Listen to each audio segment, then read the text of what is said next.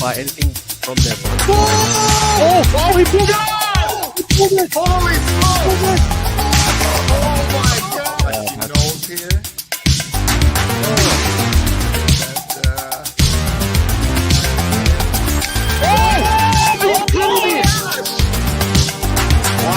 Wow! This is crazy! Someone called it that we were gonna pull it. Oh, nice!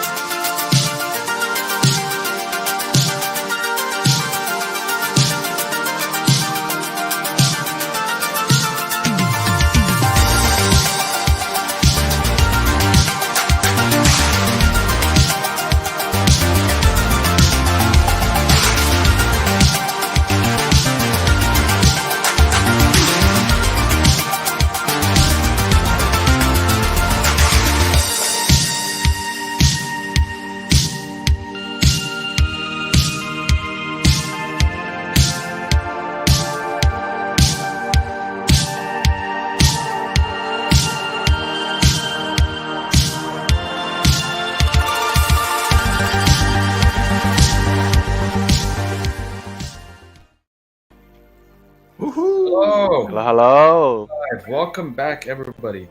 Welcome back. We're here. Yes, you can. I think we are good. Hey, welcome back, everybody, to another stream. Quick update on TwiceBakedJake. We have some technical difficulties, so we're just gonna give him some time to figure this out. However, we didn't come short-handed. We managed to scoop up, as I'm sure a lot of people in the Pokemon community know, these have dropped in price. Oh yeah, dropped a lot.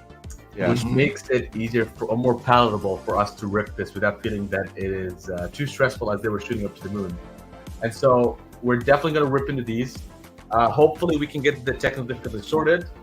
We'll keep an eye. We have the agenda already ready to kick it off, but we'll give them time.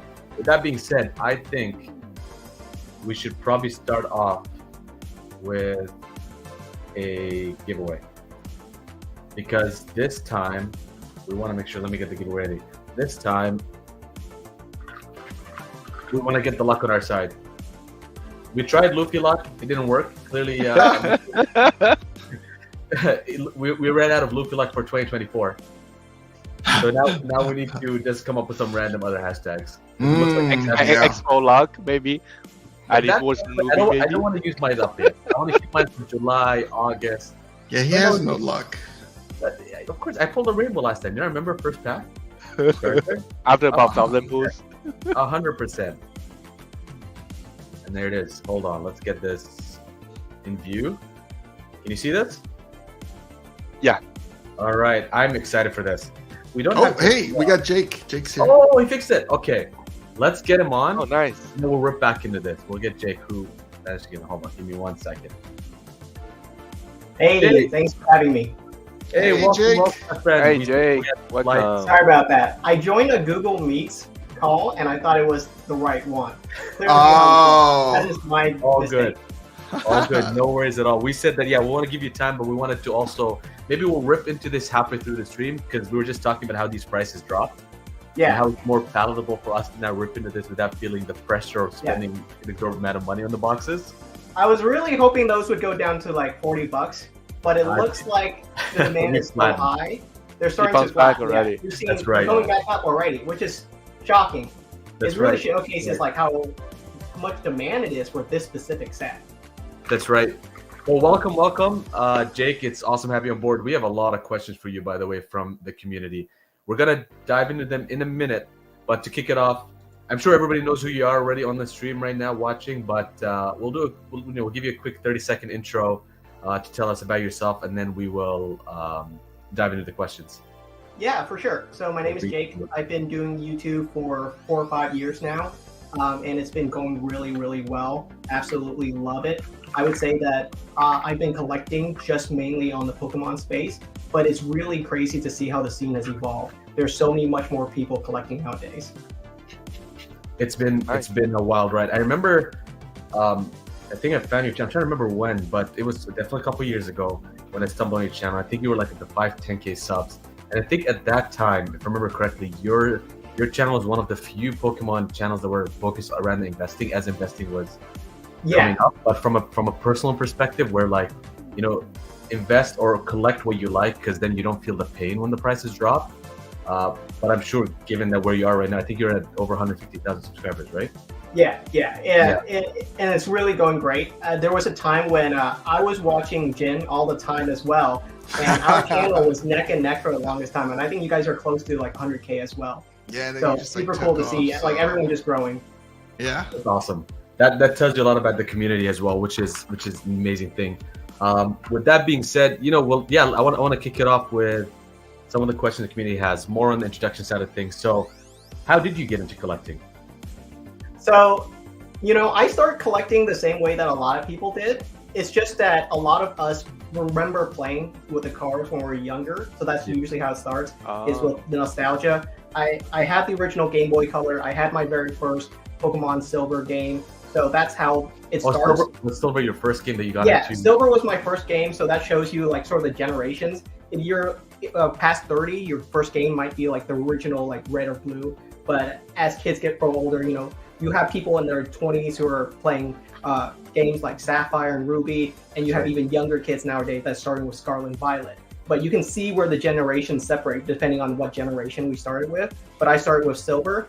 And, you know, once you reach the age of around 18 to 20 and you start having some expendable income, you end up saying, I kind of want to go back and collect some of those cards or play some of those games that I really didn't have access to when I was a kid. So that's how it starts, right?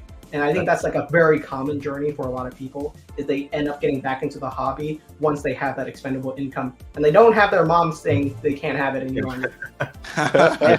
So you got back to Game Boy, which is really funny because that's how I got back into it. And I remember watching, you know, again, similar to you, Andrew and Juice, some of the earlier content. I know they ripped a lot of vintage stuff, but they also showed off a lot of, like, for me, I started with Pokemon Red. And what I did was like, okay, I found my original Game Boy, the purple color, Game Boy Color Purple Edition.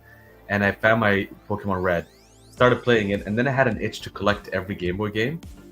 And so I went and got blue, and then I got yellow, and then green in the Japanese format, and then I started moving every generation. And you kind of finished that pretty fast. I didn't buy them sealed by any means, because even back then they were expensive as sealed. Yeah. But once I collected all of those, I was like, it's time to move on to cards. Like you said, now that I want to go back and buy some of my childhood cards. And maybe leading on to the next question, is that how you started a YouTube channel? Is that like you started collecting the Game Boy games and then gravitated towards the cards and then move on to what began, you know, TwiceBakedJake? Yeah. So when I started collecting, the scene was a lot smaller, you know, like 5, even 6 years ago. You didn't really have this like large space of people having large subreddits or Discord groups. It was pretty much, even still on forums, you know, people were really grassroots when it came to Pokemon 5-10 years ago, but now it's like exploded.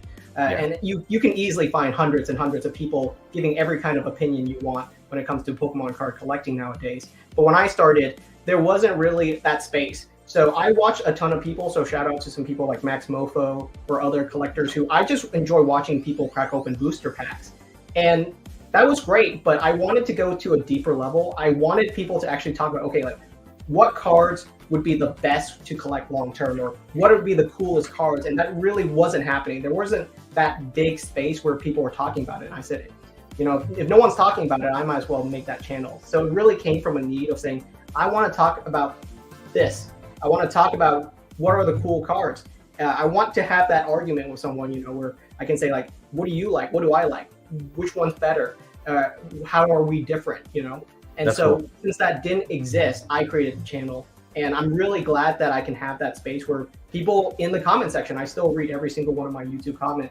And, you know, if someone disagrees with me, I like having that conversation back and forth, like, okay, why do you think this card is good? Or why do I think this card is bad? Or, you know, like, why don't you think this restock or reprint is going to happen? So we can have that conversation. That's awesome. Also, we're gonna get into what you have in the back because that looks amazing. You know, you see in the videos. Maybe we should rip into all of them today. Yeah. I was looking at some of your guys' collection on Collectr just because your showcase is available. And I was like, man, some of your stuff is really cool. But I can also see where we have like the same stuff, so I can see where our likes and dislikes are very similar too. Nice. I want to ask you one more thing on this before passing to Andrew. Do you remember what your first video was about? Like, was it, or if you ripped something, do you remember what it was? Yes. If I remember correctly, the very first item that I ripped on my YouTube channel, I remember. The very first pack that I opened, I don't remember. But the very first pack that I opened up on my channel, I think it was a Team Up Elite Trainer box. Oh man! So that's when I started. Right now. These were the prices right now, kind of. Yeah. Right. I don't have one sealed, by the way, but I remember I picked it up on Amazon for like $35, and I was like, man, this is a great item to crack open. I'm excited for it. Didn't get anything good, but you know, like a Team Up Elite Trainer box is what, $800 or something ridiculous. It hurts. Ooh, that's a lot. John and Mood era is what also got me. I think Andrew, you two started right, like Unbroken Bonds was where I started. And now seeing the prices when we were just ripping cases and it was abundant, it's okay. Different world. That's how much time, like just everything changed in the last 5 years. So it's been crazy. I know Andrew had also some thoughts on investment side, especially as our investment advisor from a collector standpoint. I mean, we kind of brought it up, right? So like the 151. I know Jake, you had a video out not too long ago about your thoughts on reprints and you know how you weren't like really like, you were like, yeah, reprints are good, you know.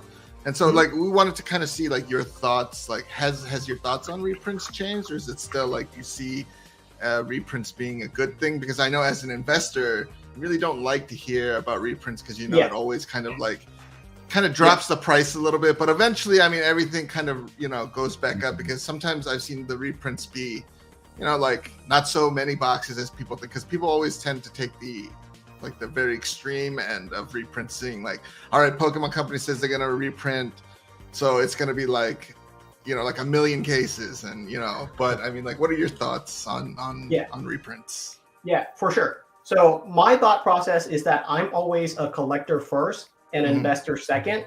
And what that means is that regardless of the price of my collection, I would still have it. I still like love my collection regardless of the price point. But because I'm so invested into it, because I love my collection so much, you know, I like rooting for the cards. So if I think something is really good, I want to see it win. You know, I want to see that it did good. I want to see that it grew in value long term. So that's why like the investor side is second. But for 151, for instance, I love the set, and I felt like I wasn't able to crack open enough of it. I enjoy it so much just because, you know, you get the Master Ball inside of every single box. You get the guaranteed secret rare. It's just fun just knowing that those cards are in there. You're excited to crack it open. So if the prices were to drop, I would happily pick up, you know, I said that on the stream too. If it ever dropped low, I would happily pick up 100 boxes just so that I can have some to crack open and give away, just like you guys are. I gave away some 151 as well on live streams earlier. And it was fun because I knew, I said, you know, the next winner is going to get the Master Ball because I know it's in there. So it's fun to say stuff like that. It's such a unique set. I didn't like the Master Ball gimmick at first, but it was such a hit, and I really enjoy seeing it in there. So maybe they'll do something like that again. Yeah, I was kind of disappointed that they didn't bring it into the English set. I know. English is just not the same. And I'll say this, I just corrected the giveaway hashtag. I realized it said 1 piece mystery pouch. Which we'll get into. We're gonna give but we're giving away this on the stream just to celebrate being able to get that many. Speaking of One Piece, I'm really getting into One Piece. Oh yeah, I love talking to Luffy King. He's got some questions for you. We're gonna eventually convert him. Yeah. But he has his take. We're gonna get into that in a second. Yeah, I would love your take on it from your perspective and his perspective. But yeah, One Piece is a different piece. So, but do you see any like negative aspects of having reprints, like much later or? For sure. I was talking about this on a video just recently. You know, I don't think even older sets are outside of the risk of being reprinted. I think it's still possible. some people will call my bluff on it, but I've been collecting long enough that I know that the Pokemon Company could always do a restock or a reprint of slightly older sets. There's no rules on it, right? So it's not like someone's going to stop them. If they want to reprint or restock any slightly older set like Evolving Skies, they still can do that. So I see the risk there. It would completely change the hobby. If I would hope that they would reprint Evolving Skies. Like I need a restock on that because I want the prices to kind of come back down because 600 as is someone who has sealed boxes, as someone with sealed boxes and sealed products of it, I would happily take a reprint. Add more. It's like when I came back in like a restock recently. I think when I started also in 2019 with a Broken Bond, I remember Rudy Alpha Investments talking about how Pokemon reprinted Roaring Skies after like it exploded, which tanked the market. Like to your point, you're not really safe from it until it's been long enough that they won't go back to it. So I know in like one of your recent videos, so you kind of talked about like we mentioned kind of like Team Up and being the new like $2,000 booster box set. I think I've seen like so many eBay listings of those selling for like upwards in 2K. Do you feel like Evolving Skies might be that next set that we see that hits kind of like that astronomical value of like, you know, in the thousands? I mean, we're already close to like almost $1,000, but do you see us like constantly going up, or do you feel like we're going to get to a point where it's like people will just be like that's it, like that's like $1,000 is going to be the limit? Will we ever see like another $2,000 more modern set? Yeah, there's definitely some price ceilings, and you guys probably see this too. At a certain price point, things just slow down because the people that want it already have it, and the people that don't have it, they're not going to pay the price for it. Exactly. So once it reaches that 4-digit, 1,000 to 2,000, it definitely slows down quite a bit. And you see that with older sets as well. Once it reaches that price point, it kind of slow down, but I'm excited. I do think that if Evolving Skies doesn't get a restock, it'll probably reach $1,000, which is kind of cool just because it's the first set in Sword of Shield to reach that. It's not even old. It's 2 or 3 years old. And we're already seeing prices that I think you really shouldn't see for a sealed product that's that young. So it's kind of interesting to see how excited people are in the hobby.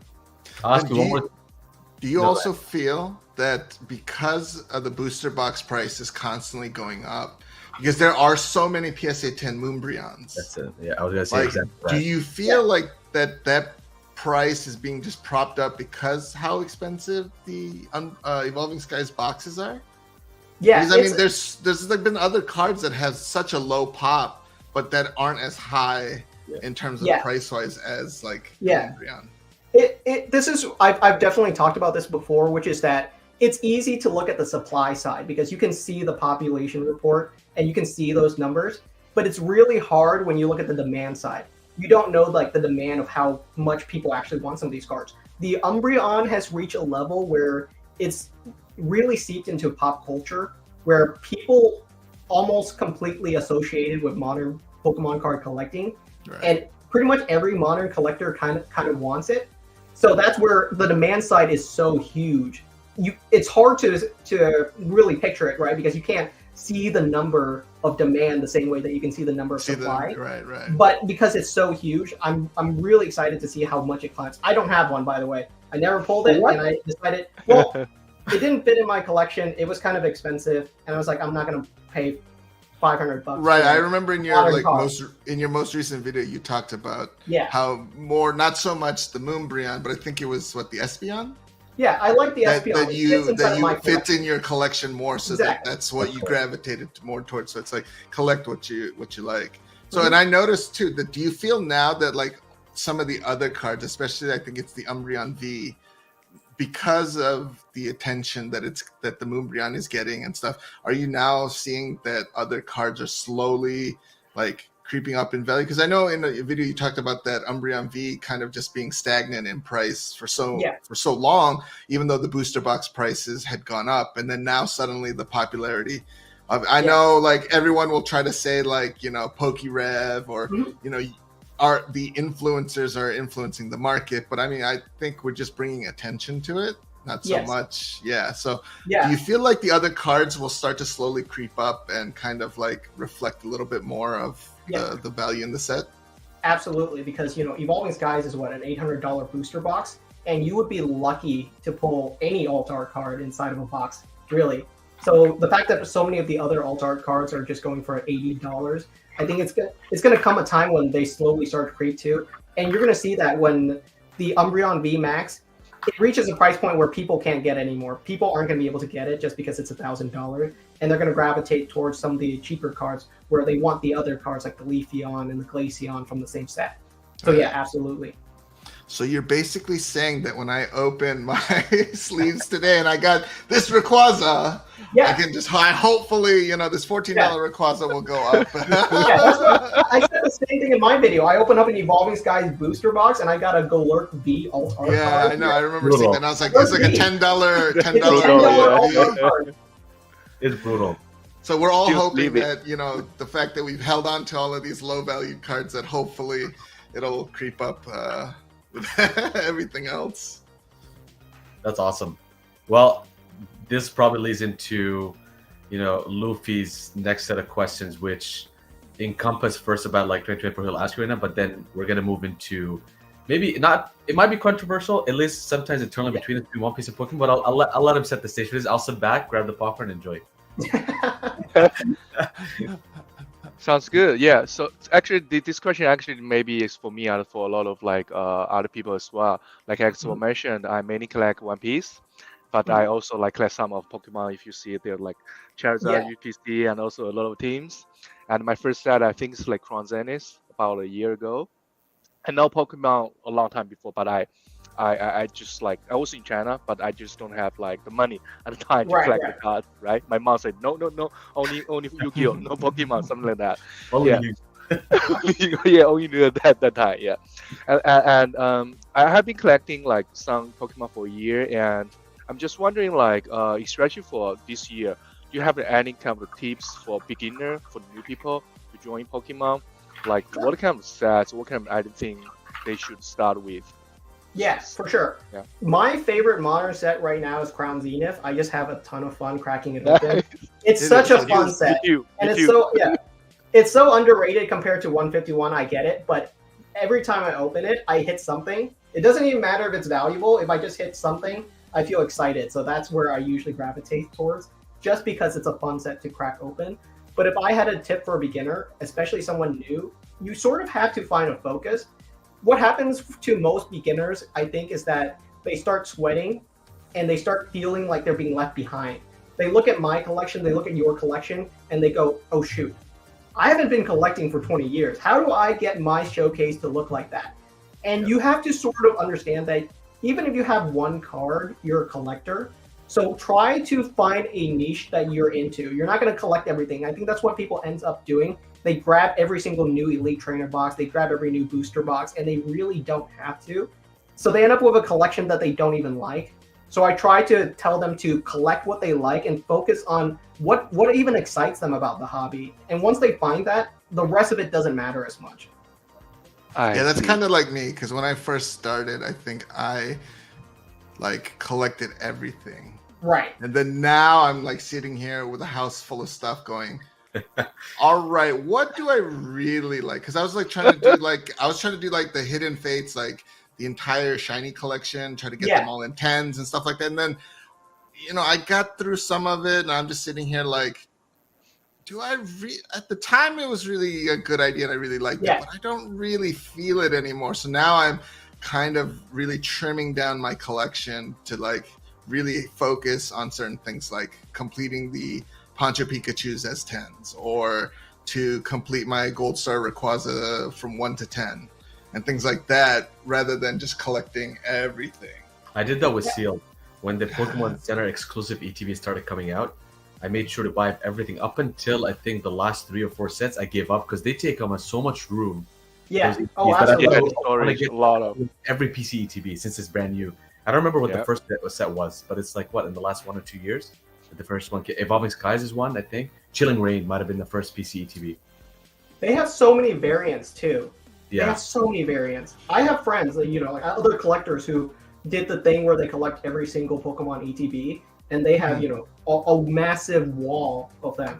Oh, and I don't know, it's just not for me. I think it looks kind of ugly. So, but one quick question, Jake. So we had one of our Discord, one of our members ask, and she wanted to know if, so when opening a modern set and getting like some of the hits and chase cards, she wanted to know, and she's very torn between this. Christina says that, does she sell the hits right now while the value's like kind of like, you know, like everyone wants these cards and they're kind of like up, or do I hold on to those and kind of hope like in the future like they'll increase in value and go up maybe like, you know, 2x? So she's like kind of torn between what to do. Yeah, it's gonna absolutely depend, right? It depends on like what kind of card she hit that she wanted inside of her collection, because there are going to be times where I would say something like the Umbreon VMAX, right? That's a good example. If you kept it, you would have done better off than selling it, right? Because at release it was a $200 card and now it's $800. So obviously some cards do go up in value from their initial price point, but most of them tend to dip. So it's going to be dependent on you and what kind of cards you want. So if you really like a card, I would say, yeah, definitely keep it, because you have that memory. It's not a random card you bought online. Because down the line, pulled it, yeah. Yeah, you can brag about that and be like, dude, I pulled this Umbreon VMAX and I have it in my collection. It's different. Yeah, Yeah. that sounds so much more cool. Well, there you go, Christina. So if you like the card and you like the memories, you can keep it, and if not, you know, you can sell it and then move it into some other piece that you do like. Crown Zenith. Oh yeah, everybody's favorite. It's my favorite too. Yeah, like I say, it's the first set I collect. That's Yeah, right. Yeah, it's super also- fun to crack open. I tell people to crack it open. It's super fun. Nice. Yeah, I also like one more question is like, I'm curious about what you think about, like also as a beginner, do you think like what's different between Japanese set and English set? Do you think like they're worth the same to collect, or which one is better to start with? It's gonna really depend again. Unfortunately, that's like the number one answer is that it depends. Definitely on the Japanese side, they have a quality advantage. They just are a lot more strict on that. That's something that people definitely recognize. And it's super easy to collect Japanese cards nowadays, especially the modern sets. You can go on Amazon now and just pick them up. Back in the day, you actually had to know someone in Japan to actually get the stuff. But now it's readily available on pretty much every major website. So it's not super hard to collect Japanese. But if you're someone new, I would say you would probably want to start with English, especially if that's your native language. And then you can expand to Japanese because it's just easier to do it that way. I see. Do you Yeah, that also depends. feel like over the years that the booster boxes have kind of like, I don't know, I like, they feel more like padded, like they're like intentionally putting in like almost like a hit per pack type model than when it used to be like a little bit more difficult to get. I feel like they're still difficult to get certain cards, but I feel like though the booster boxes tend to have more, maybe not, like more hits rather than like not fewer hits than before. Do you feel like Pokemon is kind of going in that direction, or? Yes. Okay. Yeah, and they kind of have to. It's sort of a double-edged sword. Edged sword, yeah. Yeah, they kind of have to do these illustration rares now. If they go back to a time when the best hit's a holo rare, people are going to hate it. People would throw that set out the window. So unfortunately, because people are so used to illustration rares now, and they look so good, it's really hard for them to go back, and they have to compete. You know, if you look at other trading cards, they're doing so many gorgeous art pieces now, so the hits just keep increasing to more and more ridiculous levels. If you've seen some like the textures and holo rares and all kinds of patterns that other trading cards are doing, they kind of have to compete. That leads into the question by Luffy next Yeah. week. I have my own. Yeah. I'll keep it to myself. Would love to hear from your perspective. 'Cause- yeah, Luffy, I like Yeah. that. Sounds good. So basically, I'm curious about like the general direction of the Pokemon, especially for the modern sets, because I usually buy a lot of like One Piece Japanese sets from Japan and also from Hong Kong, and they are store owners. They also sell Pokemons and Yu-Gi-Ohs. They share with me some information saying like, especially in their region, the Pokemon is not that popular anymore. Basically, it's like they used to be can sell like let's say 20 orders per day for Pokemon, but right now maybe like just 5 or 4. More people are going to other TCG like One Piece. Yeah. And they thought like the reason one of the reason is like Jing mentioned, there are too many hits and also some modern sets, the chasing card is not that popular enough. So they kind of worried about like the future of like Pokemon. I'm just want to also like hear your like opinion. What do you think about this situation with Pokemon? Yeah, for sure. I think the competition is good. I think they need to have competition because ultimately it'll hopefully make them better, right? They have to make their sets better. They have to make it more exciting to keep people interested. But I also am okay with it calming down, right? There's plenty of people collecting stuff, and I think it's okay for you to take a break. If you don't want to collect Pokemon for a year or two and move on to something else, I think that's normal. I think that's almost expected. It's more weird for someone like me to be collecting something nonstop for 20 years, right? It's almost like an obsession at that point. You've got to take a step back and almost do something different, and it almost expands your mindset on what's the possibilities out there. So I collect all kinds of different stuff, you know. Pretty much every trading card I collect records, I collect all kinds of stuff. That's cool. But by collecting other stuff, it makes you so you're more excited to collect what you really want to. So does that mean we're eventually going to see like you give us investment tips on One Piece? Yeah. I'm waiting for that video.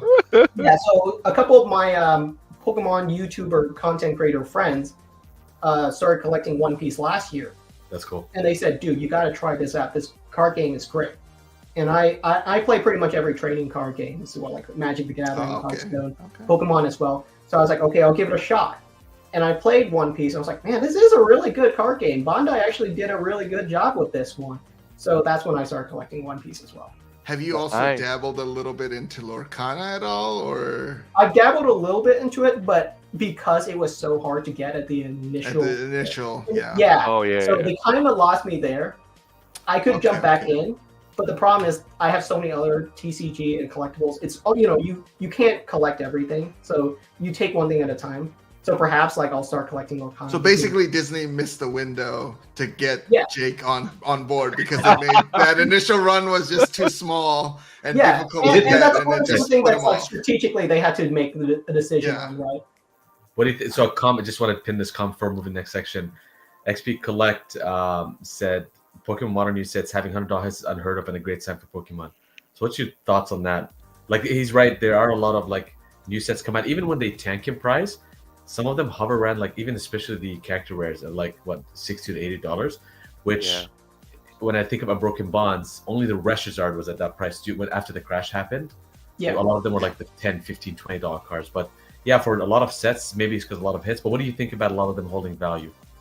Yeah, I think that right between that $50 to $100 price point is a really sweet spot. Actually, I think if Pokemon were to release something really rare. You know, like a serialized card, like the way Magic the Gathering does. You know, it would definitely cause a lot of excitement, but I could also see the huge backlash of that. So because Pokemon is so focused on their player base, they're focused on young collectors as well. They want the young collectors to be able to enjoy the hobby. I think that $50 to $100 price point for the big chase card is absolutely fine for this specific hobby, which is Pokemon collecting.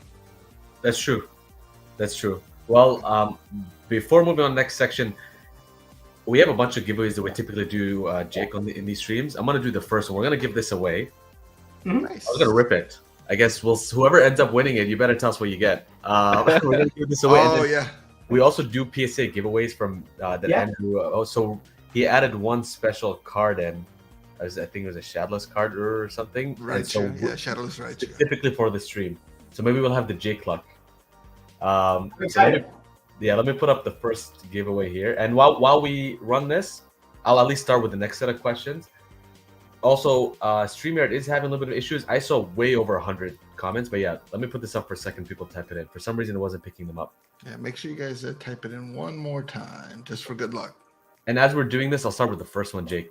I'm actually curious about this. How did you get introduced into Collectr? How did you hear about us? We just passed 2 years a couple weeks ago. And a million users a couple days ago, which is crazy to feel after years. But yeah, do you remember when the first time you may have heard about it, even in passing? Yeah, what was that experience like? Yeah, like there's actually a ton of apps or websites that allow you to track your collection. So it's actually not that new. And I get pitched those ideas all the time. You guys never pitch me anything or anything like that. I found you guys purely naturally just through the ethos. People were commenting and they're saying where they collect stuff. So I was probably one of the early adopters, probably like a year and a half ago. I downloaded the app and I checked it out. And I thought you guys really landed on something. It was really easy to use and it was so intuitive. So I actually put my collection on Collectr pretty early on. So cool. I've been using it to track my collection for quite a while, actually. That's awesome. That's really cool to hear. Nice. Especially firsthand. And for background, the inception of it was, you're right, a lot of apps existed. And when I started collecting with my friends in 2019 with Unbroken Bonds, the biggest problem we had was a lot of these apps weren't as intuitive. The search was terrible. But more importantly, we just didn't collect only cards. I got introduced into grading. And then I started collecting sealed booster boxes, and we didn't have that one app. So I started an Excel spreadsheet, and that's what we call Collectr V 1.0. And we would just manually, like once a month, update the prices until the sheet became so big, and we gave up. And we're like, there must be obviously a better way to do this. And we wanted to allow it's all in one, like cards, raw, graded, and sealed. Yeah, that's how I did it too. I did an Excel spreadsheet, and in my early YouTube videos, like I would use graphs from websites nowadays. But back then, I had to create my own graphs on an Excel spreadsheet because I would type in my myself. So now it's so much easier for someone like me to just make the content. But that's awesome. That's awesome. And in your mind, what do you think? We'll talk about, like, I want to make this as transparent as possible because we get a lot of feedback. That's what we thrive on. We'd like to hear the good and the bad, things that can be improved and things that are strong, that makes Collectr stand out. So in your mind, what are some of the things that come to mind that makes Collectr, think of it as pros of using the Collectr app? Yeah, I actually really like your showcase feature. I think that's super cool. I think that's something that a lot of other apps is missing, is that there's this social aspect with collecting, right? It's not just about what my collection looks like. I like seeing what other people's collections looks like. I look through your guys' collection because I just think it's cool to see what you guys have. And it's fun to show it off. I don't collect cards just to like hide them away. I tell people that I like to display it. So if a card, even if a card I think is going to go up in value, if it doesn't fit in my collection, I'm not going to pick it up. It has to actually mean something to me. So I really like being able to show off my collection. I like being able to brag and show people what I have. And it gives people the idea, right? Because now they can say, oh, I didn't even know that card existed. But because I saw it in Jake's showcase, I can go pick it up now. That's awesome. Do you think, just to layer on this question, how do you think, because this was a topic that came up, especially with the Umbreon V, like Juice mentioned, Andrew, a lot of people attribute it to some content creators that just mentioned it. I'm sure you're aware that like prices spike. What do you think about when people see like, oh, Jake picked this up, it was under the radar, whatever it may be, even the poncho boxes, right? And nobody really thought about picking them up. Do you think that has some side of influencing the market decisions in following the footsteps of especially the bigger content creators, the people like yourself that think about investing long term? Yeah, I can't say no. It has to happen that way, but that's the natural way for it to happen, right? That's the market or the hobby working the way it should, is that if I show off a card, or if anyone shows off a card and someone else agrees with them, they should be able to pick it up as well. That's how the hobby should work, is that if I show something cool and a large amount of people agree with it, then yes, that makes sense for the card to go up in value, because that's literally the hobby working the way it should. So I don't think it's an issue that someone's bragging about a card or saying a card is going up or down or anything like that. If you think a card is cool, you can go out and say it. That's how it should work. But I think the issue comes down when, let's say, like, I pick up 100 copies of a card before I mention it. Then you're getting into the sketchy territory. 100% agree with that. Because I don't know, today's video I saw you had mentioned certain cards like the Lugia V. Yeah. And everyone was like, "Oh, we'll show Jake." And then they went out and bought it, and it like slowly moved up in price. I'm like, I would like to think that us as influencers have that much influence in the marketplace, but we really don't. Yeah. I mean, like you said, if enough people like a card and get into it and get awareness of it, it'll grow. Like regardless, I highly doubt that anything Rev says or Leonhardt says moves the needle that drastically one way or the other. Like they have an audience that they reach, but I feel like like people who watch your content, watch our content, they're kind of in agreement in a lot of the things that we say, and then a lot of the people who don't agree is not going to be watching. So it's like it's not really going to be a big needle mover. And so we do not influence the market, guys. Although we're called influencers, we don't influence the market at all. You educate the population. I wish. Yeah, we bring awareness to different things. Awareness is a we good give way. our opinion. And also on just what we share think, information. but- Yeah. Yeah, we're sharing Information, our right. information. I do wish I like think, oh, sorry. I just want to say that I made this joke before, but I've talked about every card. So if a Yeah. card moves, I talked about it. we could have talked about it. You know what? Like if this existed, like if Collectr existed, especially with the showcase many years ago, when, for example, like there's a lot of these products that I didn't know about, even when I started 20, like the Team Rocket briefcase. When I look at how cheap they were, even though what is that called? The one that came out in 2020, I think the premium box that has like a playmat, leather playmat and stuff. Do you know what I'm talking about? With the 2 promos?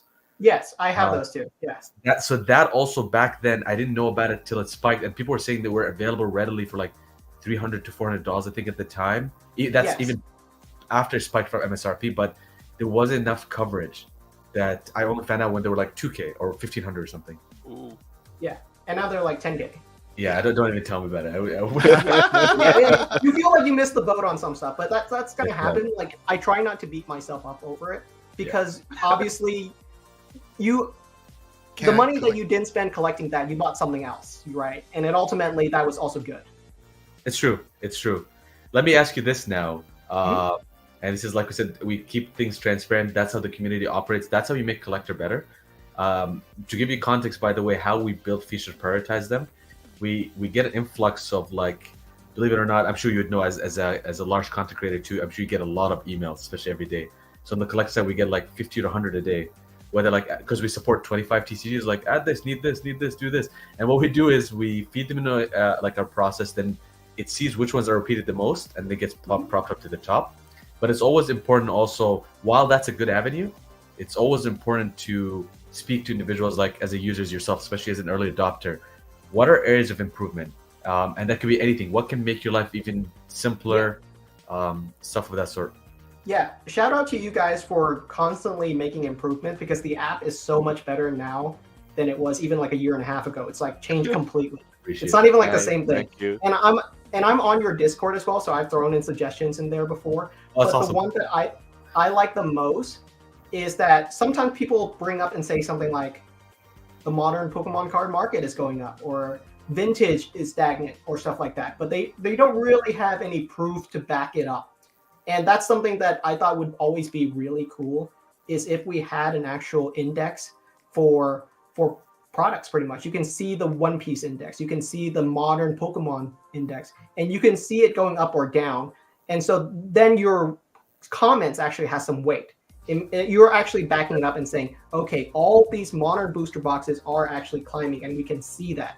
So right now, every product is individualized, right? You can look at Evolving Skies booster box, you can look at a specific set, but you can't look at the whole entire market as a whole. And I think whoever can create that system would be really ahead of the game. That's actually a really good point. Nice. You know, we That's briefly very talked interesting. about it That's something that in the back that we but we had didn't talked know how about. much.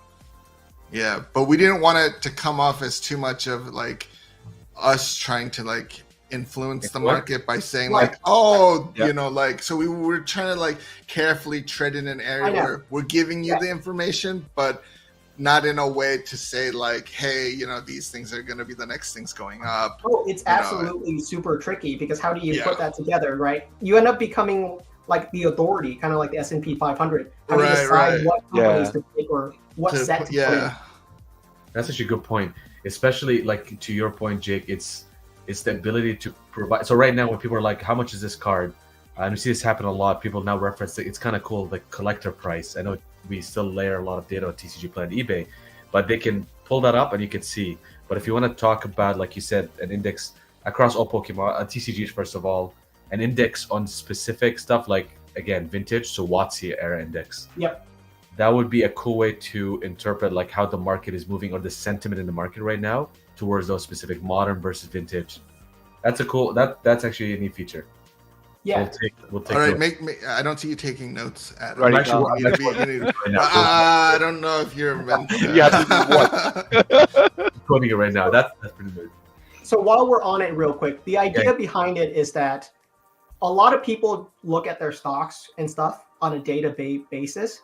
Mhm. And it's easy for them because you can easily go on Yahoo Finance or E-Trade or wherever else you go, and you can easily see the whole entire stock market. And I was just thinking whoever creates that, but for collectibles, would have all eyes on them because everyone would be using them to just see the market from a day-to-day basis. That's a really good point. And we're at a point where also we have a decent amount of historical data layered from multiple different sources. It's like 2 years plus of historical data. Right. So now or soon might be the right time to introduce this because it's backed by a decent amount of data versus just like only a couple months. Yeah, So that's another thing. People really didn't track data. So if you try to find like prices on stuff 5, 10, 15 years ago, it's super hard to find. Yeah. And then there's people that pick one source over another. We have, I think 15 to 20%, actually no, 15% of our user base is in Europe. So we launched a car market integration because we didn't realize about this, especially in Yu-Gi-Oh! Maybe Pokemon less, but Yu-Gi-Oh! Has a spread of like 10% in price between the European market and here. And so when they see the USD market, like the USD price from eBay, they're like, nobody's wanting to pay that price because it's like 10-15% cheaper in Europe. So it's very interesting to see on a global scale how that plays into it, and the index might have to factor that into if it wants to become a de facto across the board. Yeah, that's pretty cool. Let me quickly run the hashtag now. We've given people enough time to put that in before we move over to the next section. And Andrew is also giving away a PSA card. Do you want to do that next, Andrew, real quick? Yeah, we can do that. Let's put up the PSA card, and the first winner is Jimmy. Congrats, Jimmy. Let's get. We got to make sure people are always here. We like doing the giveaways where we ship them out the next day. We hold people accountable. You got to be on the stream. You got to give us your Discord handle. And you got to ship tomorrow. So Jimmy, congrats. I hope you're here. First of all, otherwise we Here, don't my friend Jimmy. Jimmy here.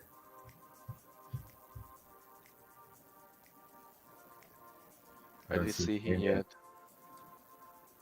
While we're waiting for Jimmy, I'm actually curious about behind you. I know there's a section that Andrew wants to go into and Luffy, but how long did it take you, just out of curiosity, to collect all? These are all sealed behind you, right? The poncho boxes. Yeah. I'm a huge seal collector. I like it sealed, but it didn't take me that long. A couple months for a lot of it. Like the Poncho Pikachu boxes. Yeah. It takes time to accumulate it up. But once you start collecting a couple of things, you start to really roll, right? I think the first month that people collect is usually the month where they actually spend the most, because you end up picking up so many things that you kind of have to catch up on. Yeah. Did you? When did you start collecting those poncho boxes? Yeah, I was gonna ask if the prices make a difference, right? As well. Yeah. So I started when I was still in college, and I'm like well outside of college now. But when I started, the poncho boxes were around $100 to $200. Oh my goodness! Yeah. Wow. And that was my price point. Like I try not to spend more than $200 on any given item. How much are they now? My collection is like super early age. I'm curious, how much are they now? Looks like might need to. Oh, I mean, I can check on Collectr, but yeah, they're around like a couple $1,000 each. Yeah. Each. The Mario ones are actually like the most expensive by far. They're like 5,000, I think. Yeah, especially because more recently, a lot of people are also itching to crack it to get a PSA 10 because we've seen even BGS 10s we've seen shoot up like crazy, which is reducing the population of these sealed boxes in market. They're already like scarce to begin with. So like Luffy, one time I think this is not to put you on the spot, Luffy. By the way, we're gonna have to re-roll right now because he's not here. Oh yeah, Jimmy's not here. But not to put Luffy on the spot. He has a friend that also got into Pokemon. Is like, hey, can you get me someone? I want to buy a couple of cases of each of these ponchos. I'm like, I don't think you can find cases of these ponchos. He's like, he's willing to pay $1. I was like, even then, I don't think you're able. I messaged the Pokemon Network. I talked to a couple people. I was like, I don't know where you can find cases. I'll get you a couple of loose boxes, maybe. Yeah. To get cases, absolutely. like.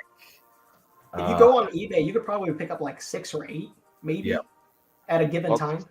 Yeah, it's tough. They're not as readily available for a lot of them, especially if you want to do all in one shot. You're gonna have to find a Jake. You're gonna have to convince the Jake to sell you all of them. Which is I know. Hey, I know. mean, everybody Yeah. has a number. Fair enough. All right, hit the reroll. Reroll. Do it. I'm sorry, Jimmy, but that's part of the rules here, my friend. Hey, Kodak! Congratulations. Congrats. I hope you're here this time. I think so. Right here, my friend. So, Congrats. You guys do giveaways the same way I do, and it's the Whoa! same Wait a pain. minute! Wait a minute! Wait Yeah, a minute! Nice. Wait a minute! what's wrong, Andrew? Jimmy's here. No. Is he? Are you sure? I mean, this is. He just showed up. All right, you know what we're gonna do? We will just give away 2. It is what it is. Now there's 2 boxes going out. One for Jimmy. Oh, one okay, for Kodak. nice. We'll just have to get your Discord names. Yep. Make sure you paste them. I'll pass it on to Andrew. I 'cause, think this might be. Jimmy's Discord username. Oh, Discord. Yeah. Can someone double check? I don't have my. Yeah, I can do it. Yeah. Yeah, Jake. It's painful. We try to make it seamless, but there's honestly no simple way. Yeah. To make it as easier than that. Yeah. And then I do the Kodak same thing. also give us your Discord username. Okay, so we're gonna need. Yeah, this is Jimmy 10. Got him. But we need. Got him? Okay. Yeah, I need now Kodak. Kodak. So we'll wait for Kodak. I can put you up on screen, Andrew, so you can Hold on. do this. Let me share And my while screen. he's pulling this up, I know his other section. I'm very curious about also what's in your background. Like, what is on there that you think is your, like, the creme de la creme? Just on the shelf, not in your total collection, but that you love looking at there when you buy your collection. You know, the graded cards are really, really solid. I think those are my favorite. The sealed products are great just because I like sealed products. You have to be a specific kind of collector to like sealed products because that's usually what people ask. They'll say, you know, like, how do you keep it sealed? You have to like it. If you don't like keeping something sealed, you're not going to keep anything sealed. You're going to crack everything open. But Graded is like eye candy. yeah, but most people know me as like the Pikachu promo collector since I have like all is the that? Pikachu promos. But Do you I see- always like, Do you see you collected all of them, or you're on the mission to collect all? it depends. You know, like if you want all the Pikachu promos, you end up going for like the Illustrator Pikachu or Oh, something. fair enough. And that's Fair like too expensive. Even if I could get that card, I don't want it because what am I going to do with like $1 million card inside of my house, right? One card. But, right? you know, Yeah. but there's Who like doesn't? tons of really cool cards, like the these Easter ones. Pikachu. Oh, nice. It's a Pikachu card for Easter, and I just think that's Oh. like neat. That's Yeah, awesome. there's Like- if you go down that rabbit hole of trying to get Yeah. all of the Pikachus that are like Yeah. unique, oh my goodness, there's so many. Even like random Pikachu cards like this flannel. Yeah. The Dapper one is super cool. The Gentleman Pikachu. Oh, I had to get that one That's because, of course, it's like a flannel Pikachu. How can you not? That's awesome. I'm gonna quickly switch the chat to members only. So what we do is we do members only PSA giveaway. we I'm may gonna have put to up the roll hashtag. again. We'll come back to it. I still have it open. Okay. We're gonna call this Jake Luck. Let's put him up because we usually had Luffy Luck, and he's kind of finished his luck for 2024. So for all members, let's type this in to give away. You've seen what Andrew has. There's that There's a Shadowless Shadowless Raichu. Raichu. Nice. I'm excited for you guys. It's awesome. It's really cool to see. My favorite part about this giveaway is when people end up making a community vote. Yeah. And then when the community gets it right, the most stressful part about this is when they force us to pick, and then we don't pick the card they want. Do you have Oyama's Pikachu, by the way, Jake? Meg wants to know. Is that the Yokohama one? I think that's from the vending series. When did that one come out? I'm gonna have to Google this. Yeah, I've never heard of that either. The Oyama's Pikachu. Yeah. Google's saying, "Oh, mama." Yes, Pikachu. I do have this card. That's an adorable one. Yeah. The vending series was an interesting set to go into. What year was? Is that modern or? Oh, No. I see it now. I see it. It's the one that you have to carefully peel, but then there's always a little dimple on the corner. on that one peeling That's corner. cool. So it's like 98. always PSA always dings it on grades. Oh, it's imagine. this one. So funny. Yeah. It's 98. I know the artwork. The artwork is so funny. Let's roll first member giveaway. Yes. And we have a couple more questions to ask you, Jake, that are it's pretty spicy. Especially these are like community voted questions. Sure. I love spicy questions. I think those are the best ones. Oh, Moth, congratulations. Winner, right? Nice. Yes, right. Moth, you're here, right, my friend? Moth is here. So we can open up the chat back to subscribers. Are you here, Ma. my friend? Do you want community vote or do you want to pick your card? Are you feeling the Jake luck? Or do you want the community to pass it in? And Discord is... we'll have to get the proper name, Moth, not just the number, please. You can say hello. I wonder if it's Moth and then it's that number. Oh, it is that number. Never mind, I got you. Huh? His name is just this. Wow. That's number. Here we one. go. And he mouths says community. Are you sure? Or maybe Jake could pick for you. Oh, Give Jake him the did. burden. Yeah. Give Jake the burden. Ah. There's a That's lot of 1 to pressure that comes 7. with that. Ooh, I like that. I like that. All right. And I mixed them up, so I don't know what's what. You know, What are you feeling, Moth?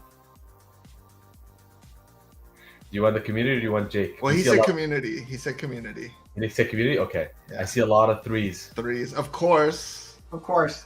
Threes. I was in the 4, middle. 6. Oh, wait. Nope. Moth Oh says no, he said Jake he pick. wants Jake to pick. All right, Jake Jake. You're on. said- Oh. You know, No I pressure. can see why people want 3. It's got good centering. You know, low whitening. I see it. They're True. all really, really solid. I think I have to go with the community on this one. I had my eyes out on 3s as well. Oh. Let's go. All right. Let's hope that's the right shoe. Moth, this is it. All right, Moth. Are you sticking with Jake's choice? It is Or are clean. we... Jimmy, we messaged you on Discord. Yeah, I got you, Jimmy. It's that message on Discord. Yep. What do you think, Moth? Want to Moth, switch it out?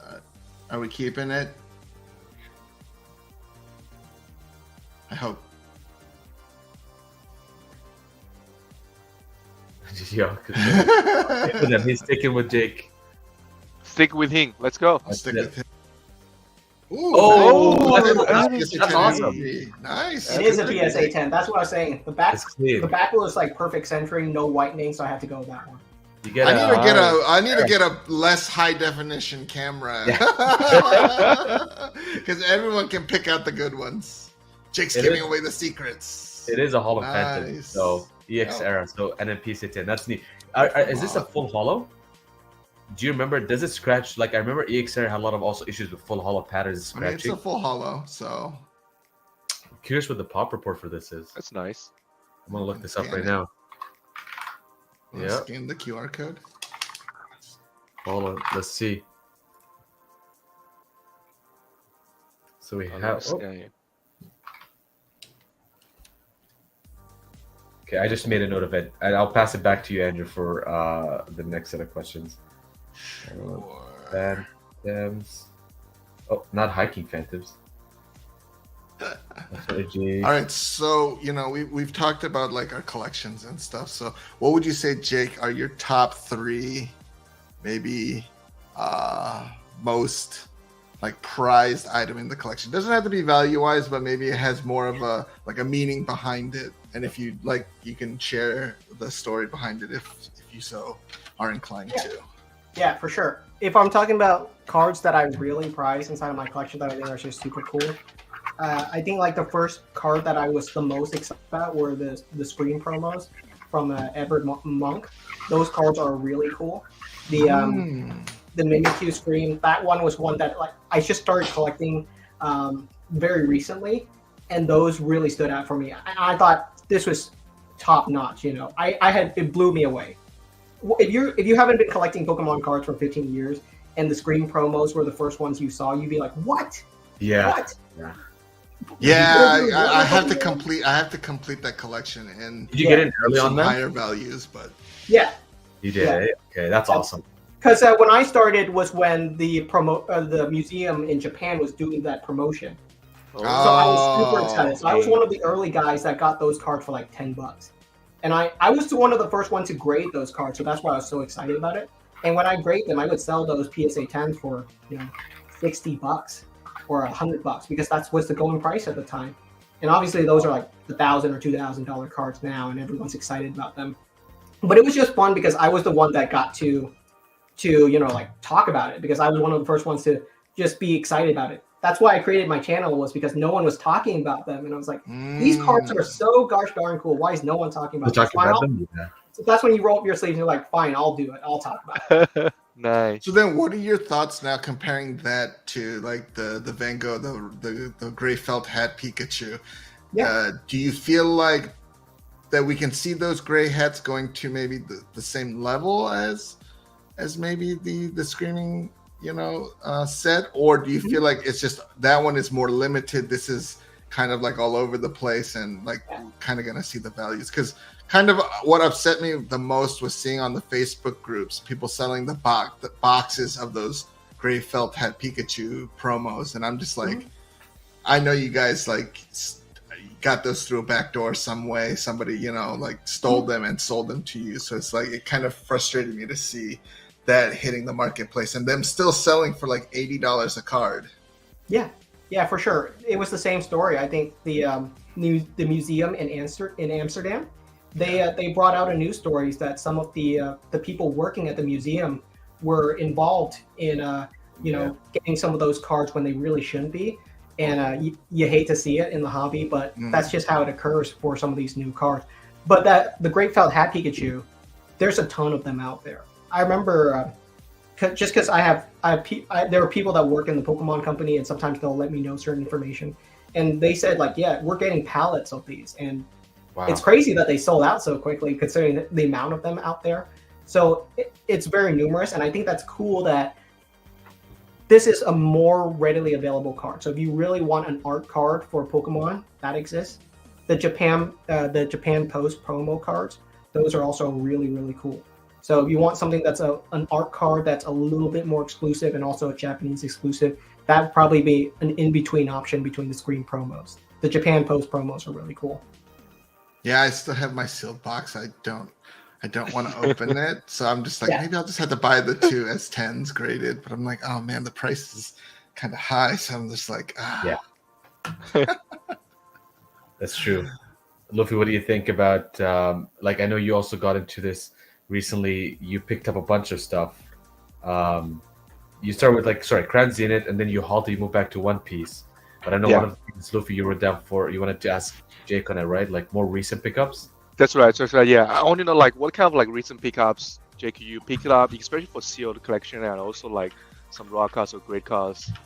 Yeah, for sure. For sealed products, a lot of the stuff that I'm collecting right now, I try to pick up one of every single booster box. That's just an easy in, especially if they're going for like $80 or $90.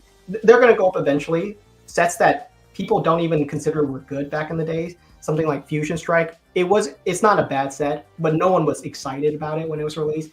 And now it's like the next Evolving Skies. So perceptions definitely change with time. People get more excited once a set is older in general.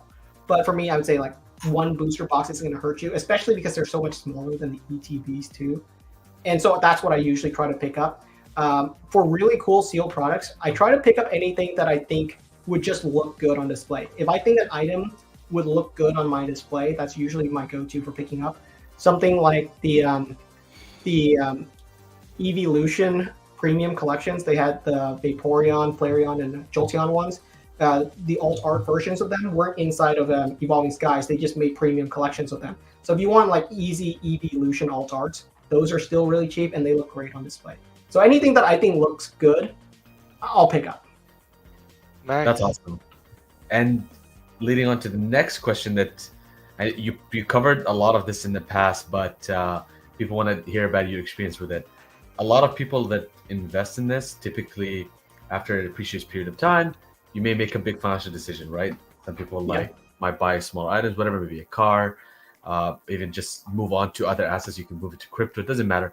But some people, when it becomes sizable, like in your case, I remember you mentioned that you purchased a house as well. And so how was that? First of all, how did you make that decision?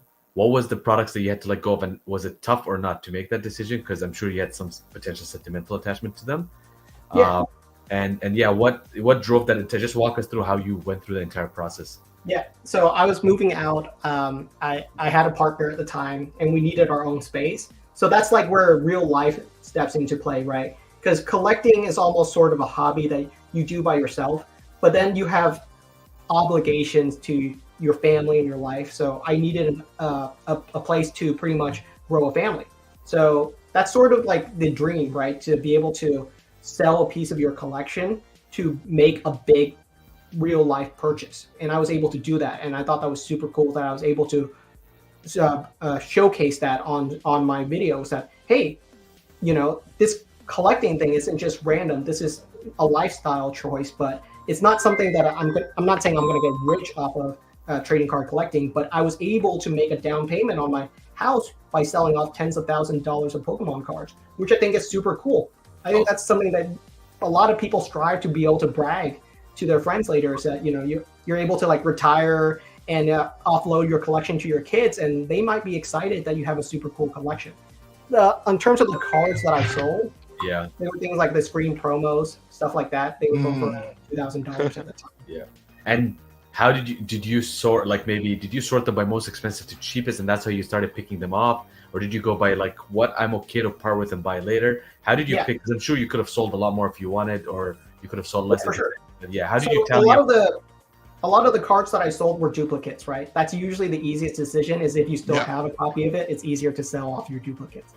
Yeah. And since I was early on the screen promos, I was able to get a lot more copies of those. So that was something that was a big win for me, that I was able to get them for so cheap. Interesting. Okay. And did you, I wouldn't say regret, because you made a really good decision in that, but did you feel like then moving out of your collection, you're like, oh, I just gotta try to get them back in the collection as soon as I can. At least some of them are all. Yeah. I try not to have any regrets. And that can go down to even like the more recent stuff that you pick up now and then. A lot of people, they would bring up questions saying, hey man, should I sell this card now or wait 3 months? If that's the first question you got, then I think you have like bigger problems. You try not to make those little worries along the way. So sure, did some of those cards that I sold went up in value? Yes, they did, but I made a good decision. I think like I don't regret moving out and buying a property, right? Because ultimately that's the important thing. I think the ultimate thing is that when you're old and you're laying on your deathbed, I don't think you're going to regret that one specific card. You know, you're not going to be crying over that. You're going to be wanting something. You're going to be wanting that you spend more time with your family. You're going to be happy that you have people surrounding you. You're not going to want to be surrounded by your collection on your deathbed. That's right. Someone in chat is probably saying, yes, I'm going to take that to my deathbed. But you know, at the end of the day, your family matters more. I'm gonna ask that I be buried with my entire collection. Exactly. Nobody gets it. Poketroids has if I remember who that is, he has a pretty sizable collection. He has a bunch of sealed Japanese base set, like a bunch. Yeah. He's got like a massive collection, and he just said that he sold a bunch of base set boxes to pay off his house. So ended up working out in that sense too. No regrets. Yeah, I know people that did the same. So yeah, congratulations. That's awesome. Yeah, I mean, I had a lot of booster boxes. I loved looking at them, but they just eventually lost its appeal. So I sold most of my vintage booster boxes. Kept the ones that I felt. A tower of them.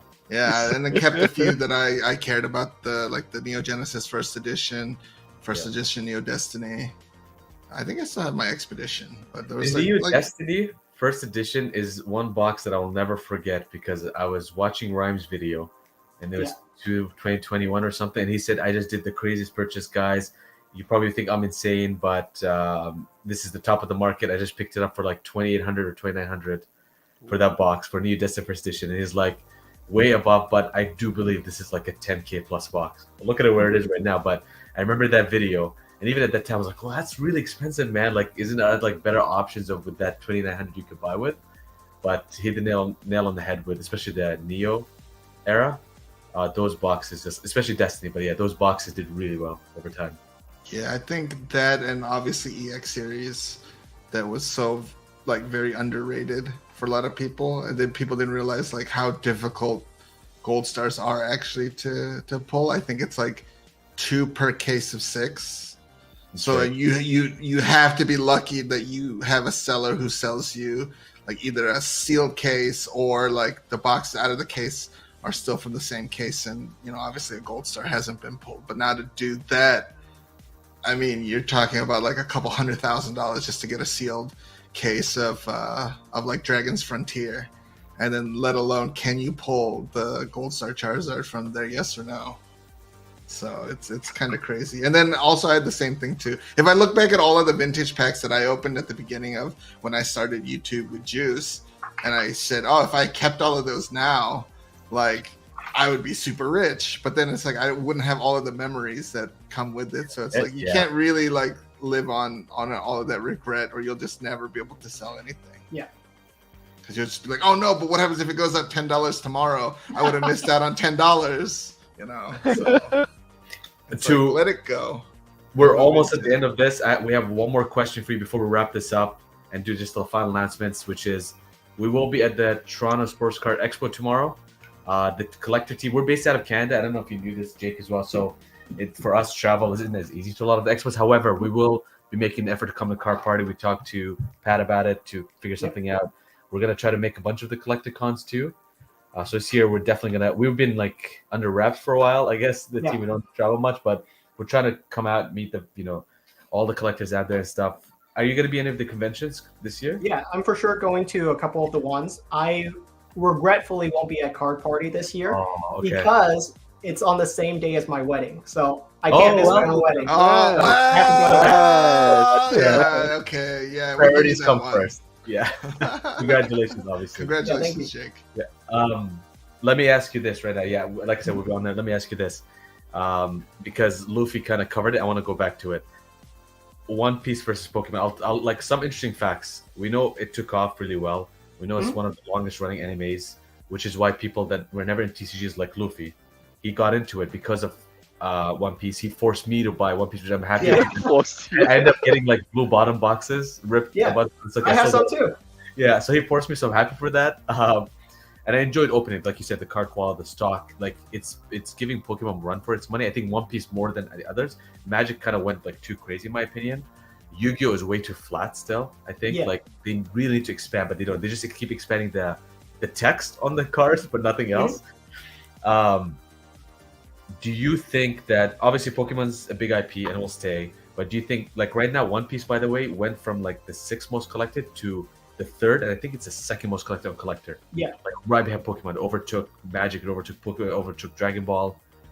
What's your thoughts on that? Because a lot of people are now offloading like Pokemon to move into One Piece as like a better return on like a hedge and a better returns long term.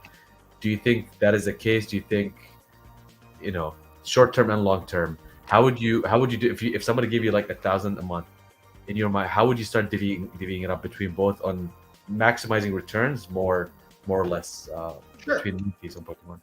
For sure. Right now, any One Piece box, they're going for 200 plus. So it's already at the top of the market. So it's just going to depend. I think Bandai really hit a really sweet spot with this specific trading card game. And something that I've heard a lot of people brought up is that, it's One Piece. Of course, it's going to do great. But what they don't realize is that there's like 7 failed One Piece trading card games that came before this one. So they did a really good job with this one, but just because it's a great IP wasn't the reason why it did so well. So I'm excited for what One Piece is going to do, and I think that it's great that there's more competition. I'm always for more trading card games. If you were to split it up, I still would probably collect some Pokemon just because the prices are just so much easier to get in on. Every single new Pokemon booster box is going for $80 to $100. It's just an easier entry point. But obviously, if you really are excited about One Piece, if you want to play the TCG, then go ahead and go that direction. But because the prices are so high right now, it's hard to see where they come down. And this is going off topic, but it's really almost on Bandai just because they support so many TCG. Yeah. And they kind of cannibalize each other, right? Because they compete with each other. If you're collecting Digimon or something else, you're not going to have the revenue to collect One Piece. So it'll be interesting to see what they decide to put their resources towards in the future. And do you think, the last question for you, do you think from Pokemon's perspective, we're releasing a lot of, like I said, amazing artworks right now? do you think that's on par with One Piece? Because One Piece artworks are like a different realm, or do you think Pokemon still has to up their game even more to appeal more to people? I think they absolutely do. If you see some of the, I was talking about this earlier, the texture patterns and the hollows on the One Piece cards, the top-notch one, they're really out of this world. I've seen some of them, and so I know they're spectacular. And Pokemon's doing great stuff too. They're putting in the texture, they're putting the hollows, but they can absolutely do more. The other TCGs are showing that the technology is there, and so I do think the cards are just going to go in that direction of being more and more flashy. And I think that's okay because I like shiny cards, so I'm happy for it. So yeah. Hey, we all collect shiny cardboard. So, well, with that being said, Jake, first of all, thank you so much for jumping on. You're our first guest on the show. Your name popped up many times when we've asked, like, who do you want to have on the show first, or I mean, the live stream. So I appreciate your time for this. Hopefully, everybody had an amazing time. We'll squeeze in one more question before we take up more time. He's asking, what's your thoughts on Star Wars? I assume the new one, right? Unlimited, the one that just Unlimited. The problem is, okay, there's so many different Star Wars collectibles and trading cards. Yeah. There's so many different ones. So it's hard to collect the new ones when you know that there's like 30-year-old ones that are also really exciting. That's fair. Yeah, a lot of TCGs have that issue, especially like Digimon as well, with reprints compared to the old ones. But again, thank you so much for jumping on. Thank you for your time. Thank you so much for having me. And congratulations on the upcoming wedding. And if anybody else, if you have any questions, again, feel free to ask us. I'm sure you also respond to a lot of the comments on YouTube. So make sure you guys follow his channel. Of course. Yeah. Absolutely. We'll pass over the 6K subs to the 150K subs on your side. But Jake, awesome having you on board, man. It was a pleasure talking to you. Really insightful, and I'm sure the entire community found it really is up for them too. Cool.